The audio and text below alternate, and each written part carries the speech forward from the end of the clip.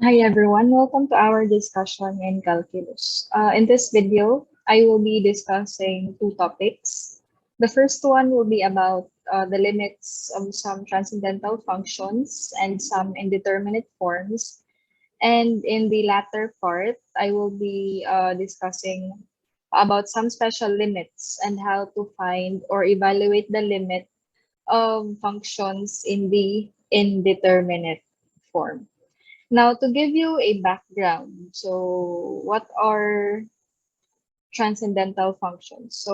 Transcendental functions are functions that cannot be expressed as a finite combination of the algebraic operations addition, subtraction, multiplication, division, raising to a power, and extracting a root. So these are different types of functions.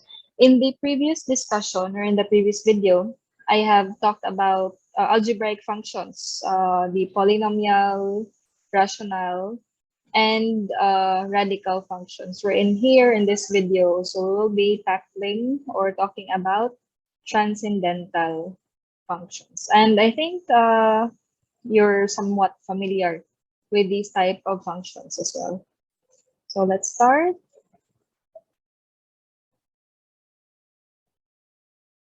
So we have here limits of exponential, logarithmic, and trigonometric functions. So have you heard these functions before?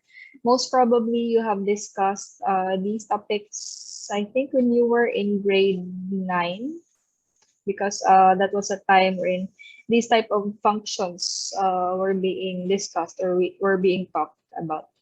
But anyway, as an introduction, we have here real world situations can be expressed in terms of functional relationships. These functional relationships are called mathematical models. In applications of calculus, it is quite important that one can generate these mathematical models. They sometimes use functions that you encountered in pre-calculus. So again, these are exponential, logarithmic, and trigonometric functions. So hence, we start this lesson by recalling these functions and their corresponding graphs. So here we have the exponential function. So if b is greater than 0 and b is not equal to 1, take note, the exponential function with base b is defined by this function. F of x is equal to b to the power of x. And take note, x is an element of the set of real numbers. Okay, so that's for exponential. Number 2, we have here the logarithmic function. So if b is greater than 0 and b is not equal to 1, let b be greater than 0 and b not equal to 1. So if b is raised to the power of y is equal to x, then y is called the logarithm of x to the base b, denoted by y is equal to log of b or log sub b x. By the way, the exponential and logarithmic functions are inverses of each other. Same with addition, which is inverse with subtraction. Also, multiplication and division, those are inverses of each other. Also, raising to a power and extracting of roots, those are inverses of each other. So, also exponential and logarithmic functions, those are inverse functions. Okay. Next, we have evaluating limits of exponential functions. So we start with the exponential function. So first, we consider the natural exponential function. F of x is equal to e raised to the power of x. So that's how we usually denote exponential functions. We see the symbol e. So have you seen that symbol before? I think so. Probably when you were in junior high school. Take note, E is the Euler number, which came from or whose proponent is Leonhard Euler. And the value of E that is 2.718281. So that is the value of E. Same with pi, which is a value of 3.1415 and so on. So E, the Euler number, has this certain value, 2.718281. Okay? So let's go ahead and proceed right away with an example.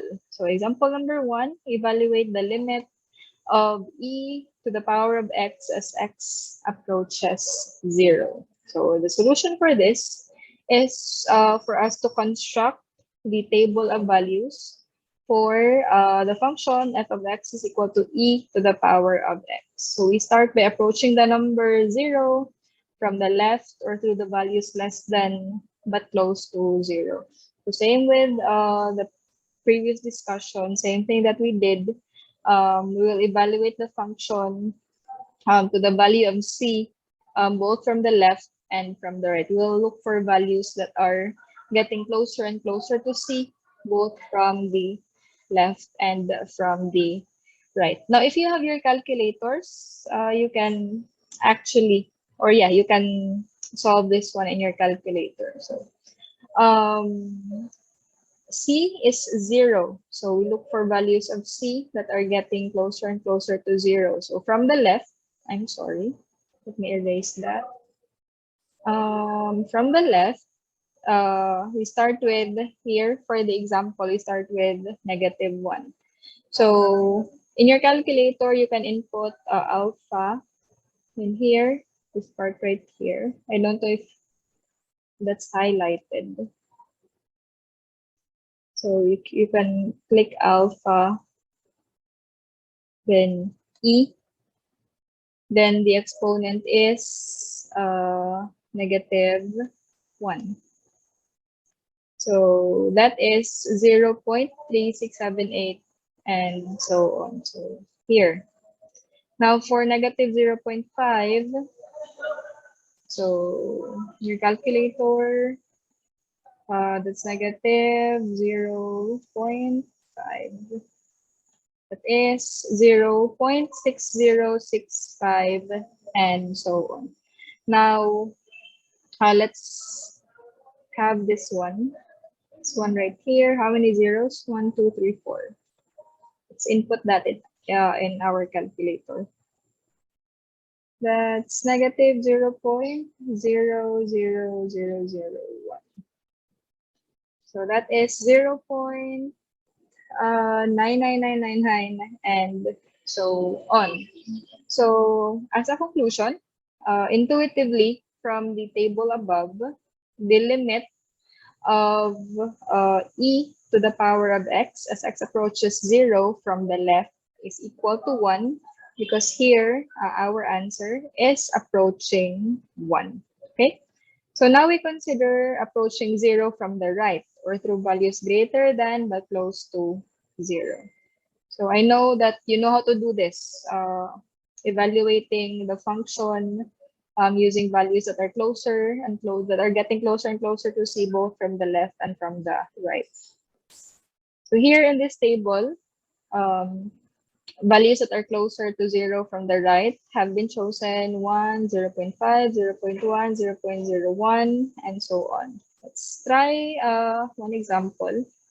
Let's have the last one. So if we input that one in our calculator, that's 0, 0, 1, 2, 3, 4. So that is 1.00001 and so on. So from the table, as the values of x get closer and closer to 0 from the right, the values of f of x gets closer and closer to 1. So the limit from the right is equal to 1. So combining the two one-sided limits, both from the left and from the right, allows us to conclude that the limit of the function e to the power of x as x approaches 0 is 1. Okay? So we can use the graph as well of the function of the exponential function e to the power of x to determine its limit as x approaches 0. So the figure below, this figure right here, is the graph of the function e to the power of x. So looking at the figure, as the values of x approach 0, either from the right or from the left, the values of f of x will get closer and closer to 1. So we also have the following. For the limit of e to the power of x as x approaches 1, so this one right here from the left, I'm sorry, no.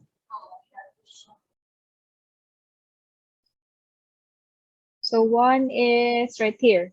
So from the left and from the right, the answer is 2.718. So actually, you can also try to do that in your calculator, or you can also simply substitute.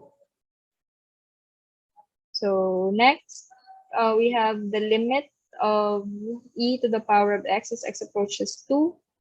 2 is right here.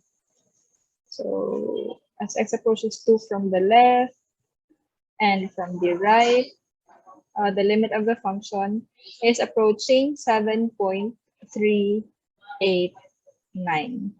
Okay. Now for number 3, as x approaches -1, which is right here, approaching -1, the limit is 0.367. Actually, if you look at this graph, we can really get the exact value. But if you have graphing softwares, you'll be able to, if you click on the certain point right here, here, and here, you'll be able to determine the limit. Another way, if you don't have graphing softwares, you can also simply use your calculators for that. Okay. So that's for exponential functions. Very easy, right? Next, we have evaluating limits of logarithmic functions. So again, logarithmic functions are is the inverse of exponential functions. Now we consider the natural logarithmic function f of x is equal to ln x. So recall that ln x is equal to log sub e x. Moreover, it is the inverse of the natural exponential function y is equal to e raised to x. So just like what I've said earlier, these functions are inverses of each other. So example number 2, we have the limit of ln x, the natural logarithm of x as x approaches 1. So we will construct a table of values for this. So for the function f of x is equal to ln x, we first approach the number 1 from the left or through values less than but close to 1. So if you use your calculator for that, you can see the ln, the natural logarithm symbol right there, and you can substitute. So one of the values that have been chosen is 0.1. So that's 0.1. That gives us negative 2.3025 and so on. So as we get closer and closer and closer to 1 from the left, let's have 0.9, I'm sorry, 99999. So I'm sorry, it doesn't show here. How about let's try this one. So the symbol right there, that's -3. So you move 3 decimal points going to the left. So in the end, we will have this answer. So as x approaches 1 from the left, so the limit is approaching 0. So intuitively, the limit of the natural logarithm of x as x approaches 1 from the left is 0. Now we consider approaching 1 from the right. We have this table right here. So using again our calculator, let's have this value. Let's have 2. So that's ln times 2, ln of 2. That's 0.6931 and so on. Now, as we get closer and closer and closer to 1 from the left, let's have 1.00001. So, as you see, we have here -6. So we move 6 decimal places going to the left. So from 9, that's 1, 2, 3, 4, 5, 6 decimal places. So as the function moves to the right, the limit is getting closer to 0. So intuitively, the limit of the function natural logarithm of x as x approaches 1 from the right is 0. As the values of x gets closer and closer to 1, the values of the function get closer and closer to 0. So in symbols, we have our final answer. The limit of ln x as x approaches 1 is 0. So we now consider the common logarithmic function. So common logarithmic function is denoted by this one, whereas natural logarithmic functions are denoted by this one, ln x, natural logarithm, ln x. But for common logarithmic function, we simply use the symbol log for logarithms, for logarithmic function. So if we consider the natural logarithmic function f of x is equal to log sub 10x. So recall that f of x is equal to log sub 10, x is equal to log x. So here, I'm sorry. We are given example number 3. So evaluate the limit of log x as x approaches 1. So still, we will be using table of values. So we'll construct the table of values for the function for both left and right side. So let's use our calculator. That's the logarithm. That's log sub 10 of 0.1. So we have here -1. How about if we have 0.5? So that's -0.301 and so on. So you can use your calculators. You can evaluate the following values. And as x approaches 1 from the left, the value is getting closer and closer to 0. Now from the right, so we have there a log sub 10 of 2, that's 0.301 and so on. If we use this one, 1.01. 1.01. So you see there -3, that means to move 3 decimal places going to the left. So from 4, that's 1, 2, and 3. Okay.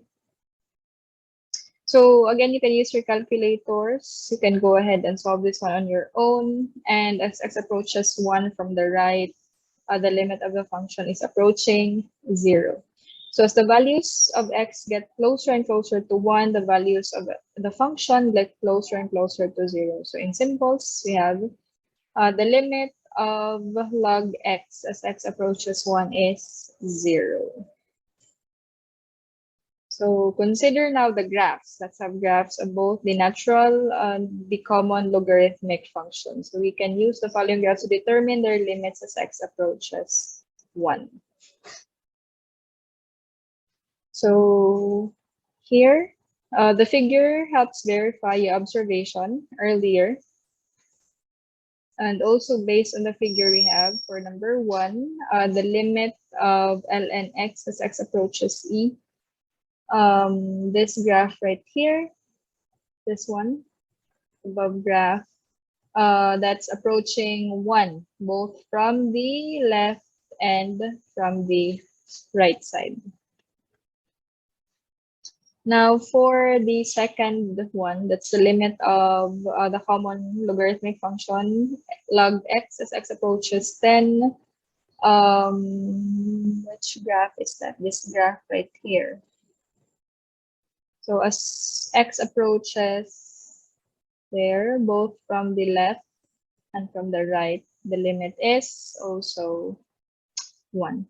Now for numbers 3 and 4, again, we cannot determine that one in terms of its exact value if we only look at our graph. If you have graphing softwares, that's better. But if not, you can use your calculators for that, okay? For number 5, the limit, sorry, of ln x as x approaches 0 from the right, this one, this graph right here. So from the right, that's going down. So that's going to negative infinity. Also, for the common logarithmic function, its graph as x approaches 0 from the right, that's also going to negative infinity. So it's the value is getting or it's decreasing infinitely, but it will never touch 0. Next, we have the trigonometric functions. I think you're very familiar with this one. The sine function, sine, cosine, secant, cosecant, tangent, and cotangent. So those are our 6 trigonometric functions. So example 4, evaluate the limit of sine x as x approaches 0. So we will still be constructing table of values for that.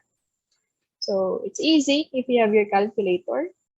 So for trigonometric functions, in your calculator, if it's in degree mode or setup, you need to change it into radian mode or setup. So how do you do that? You can look in your calculator, look for shift, then you see their setup. You can choose any of the modes. Now, earlier it was in degree mode, but now since we are dealing with trigonometric functions, let's change it into radian. Here in my on-screen calculator, that's 4. So evaluating the values here. So let's have sine, let's say negative 0.5. So that's negative 0.479 and so on. Let's have another one. How about negative 0.1? So that is negative 0.9998 and so on. So as x gets closer and closer to 0 from the left, the value of the function is approaching 0. Now we consider approaching 0 from the right or through values greater than but close to 0. So still in radian mode, let's use 2 examples. Let's try 0.5. So that's 0.479 and so on. Let's have this one. negative, I'm sorry, 0.01.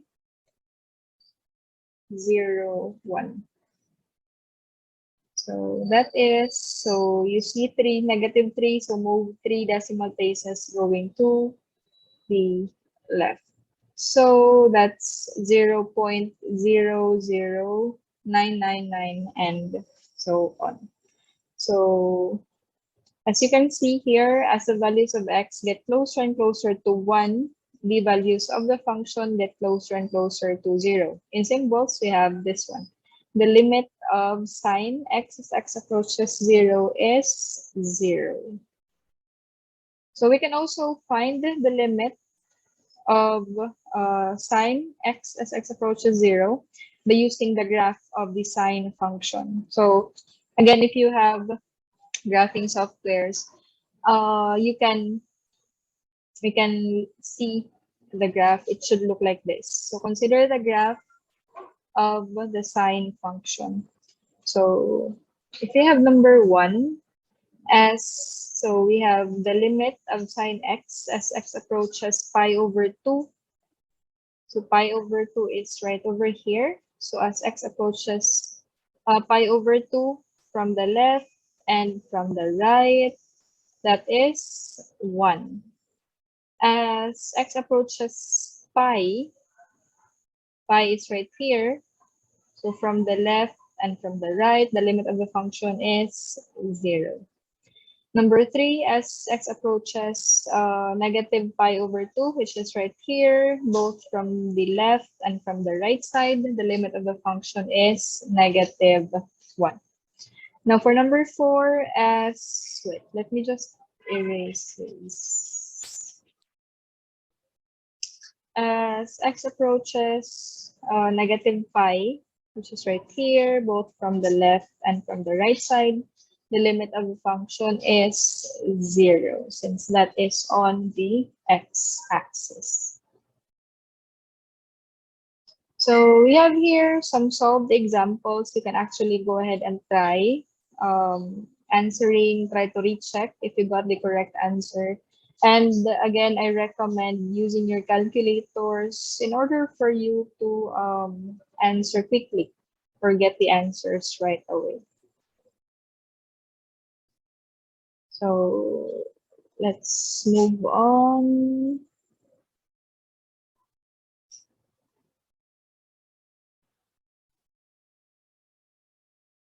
So we have here for the second topic. So we have some special limits. So here we'll determine the limits of 3 special functions. The first one is f of t is equal to sine t over t. The second one, that's g of t, is equal to 1 minus cosine t over t. And the third one is h of t is equal to e to the power of t minus 1 over t.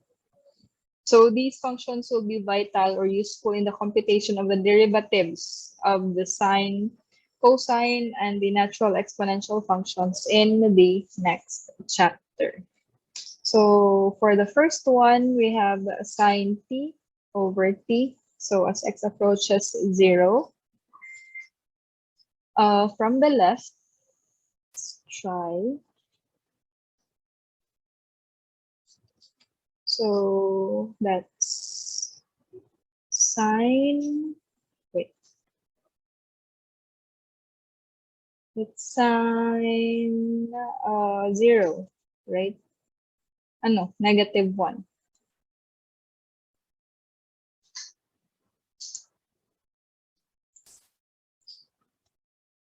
Divided by negative 1.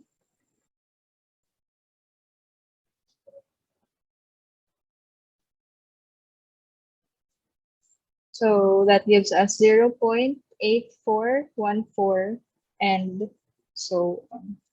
How about if we use negative 0.5? Negative 0.5 divided by negative 0.5.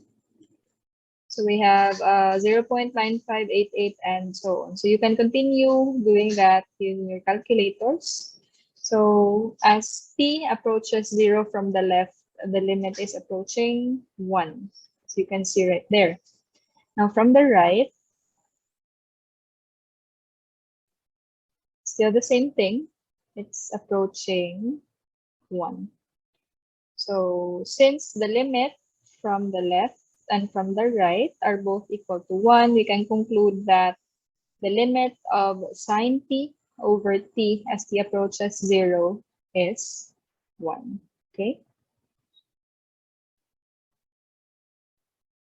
So the graph of this function is right here. This one. So as we can see, as t approaches 0, both from the left and from the right, the limit is 1 right over there. So now we consider the cosine function, 1 minus cosine t over t. So still the same thing.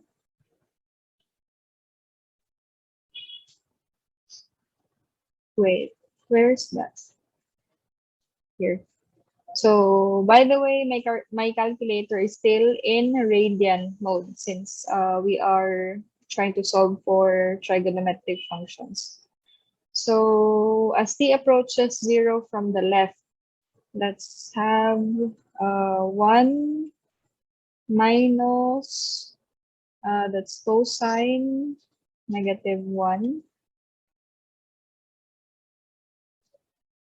divided by -1. So that's negative 0.4596 and so on.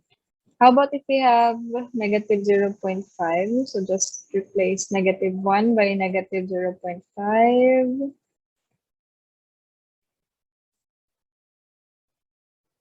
So you have negative 0.244 and so on. So you can continue doing that in your calculators. Now as t approaches 0, the limit is approaching 0 from the left.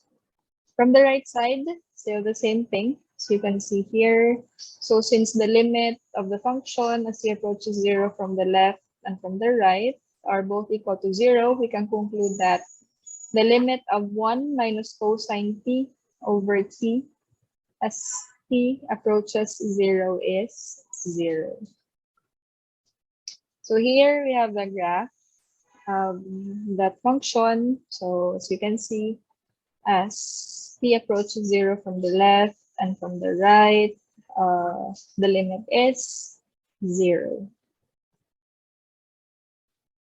By the way, as you can see there, the interval is open. That means to say that the limit is getting closer and closer and closer, but it doesn't mean that it is exactly equal to 0, but it's getting closer and closer. So now we consider the third special function, h of t is equal to e to the power of t minus 1 over t, right there. So since this is exponential, let me change the setup again to degree. By the way, if you have your physical calculators, if you look at the upper portion, you will see there D for degree. And if you change that to radian, there is a symbol R also on top. That's the indication that your calculator is either in degree or in radian mode. So shift. Let's go back to degree. So that's E alpha E to the power of t, which is -1. Then -1 divided by -1. Okay.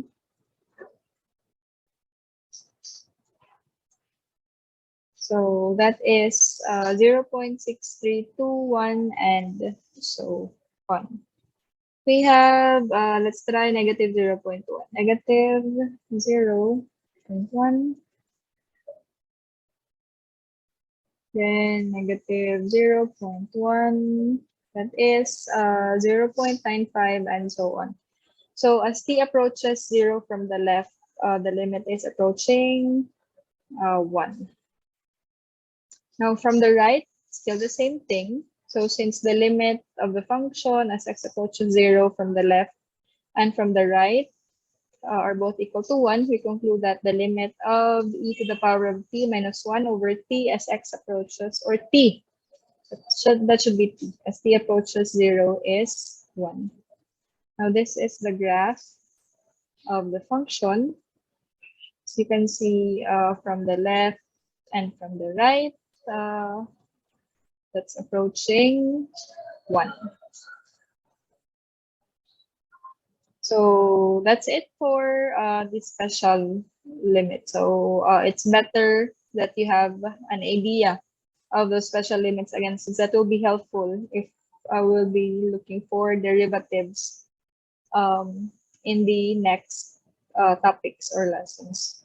Now we have here the indeterminate form. I think you have heard of this one. So if you have a rational function or a rational number a over b, in the case that a is 0, so let's say 0 over b, that is 0.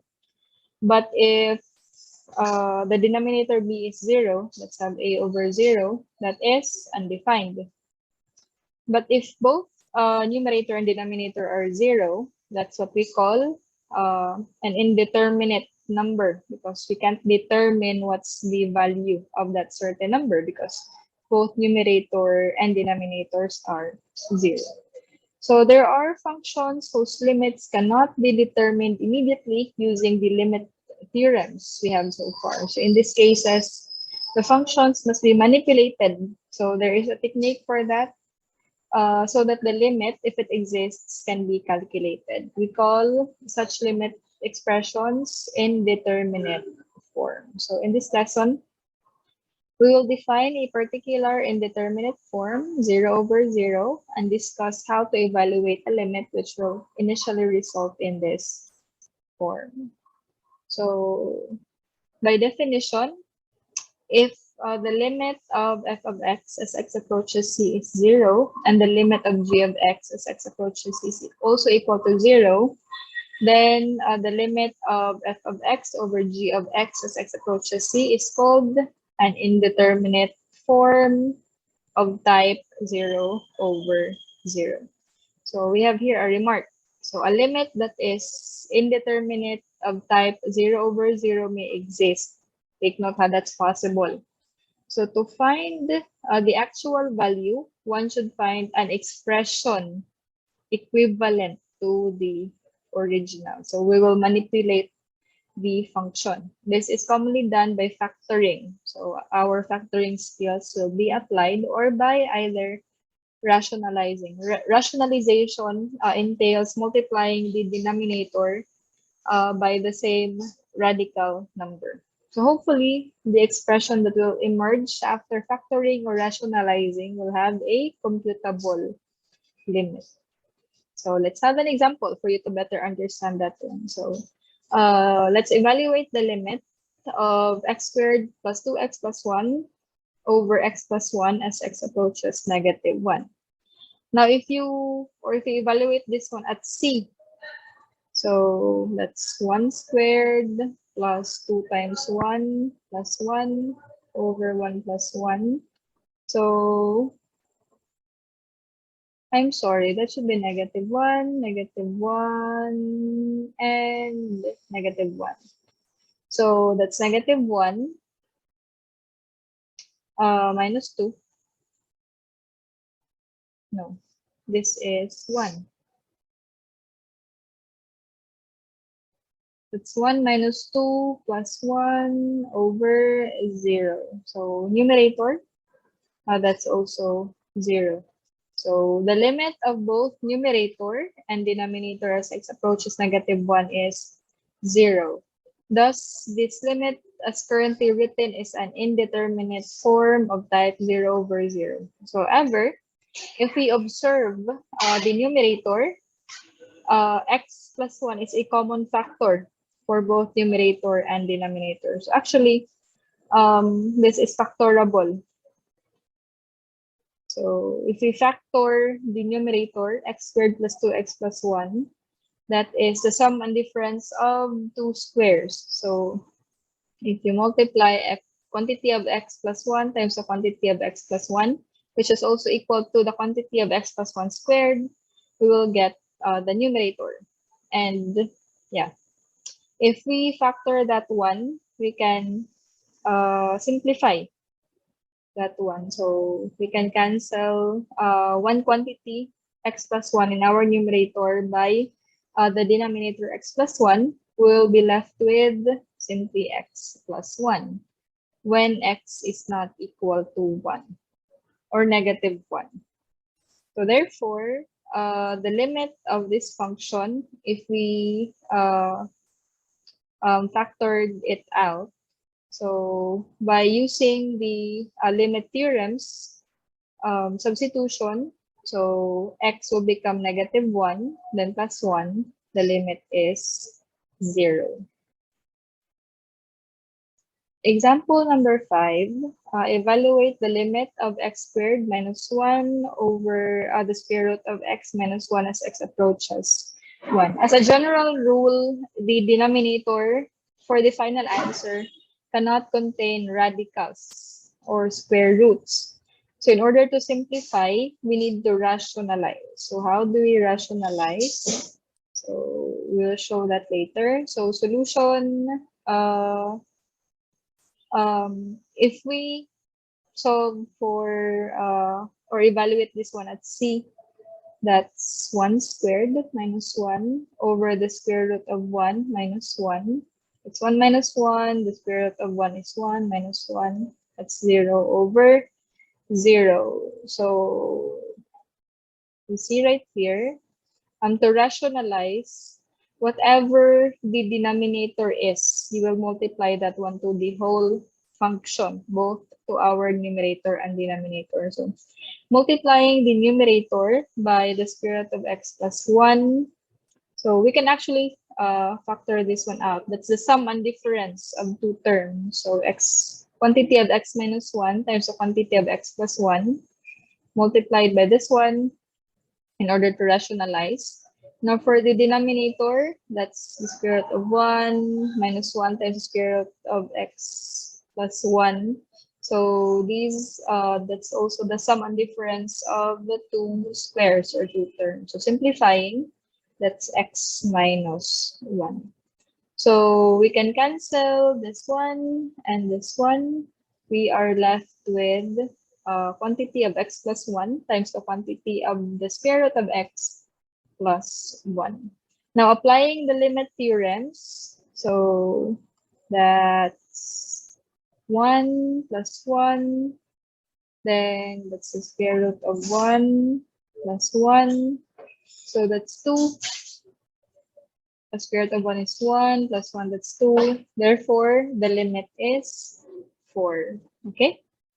So that's how we can solve or evaluate the limit of indeterminate forms by either factoring or rationalizing. Now, for rationalization, you can only apply that one if the denominator contains radicals. But if it does not contain any radical, so all you have to do is to look for a way to factor the function in order to simplify it further.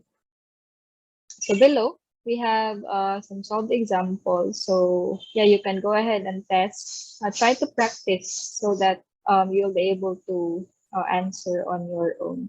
If you have questions, clarifications, you're always free to ask. So you can ask your questions in the comment section below, or you can also send it to our group chat so that I will be able to answer all your queries. So that's it for this discussion about limits of transcendental functions, special limits, and indeterminate forms. Thank you so much for your time. Thank you so much for listening. You take care always. Bye-bye for now.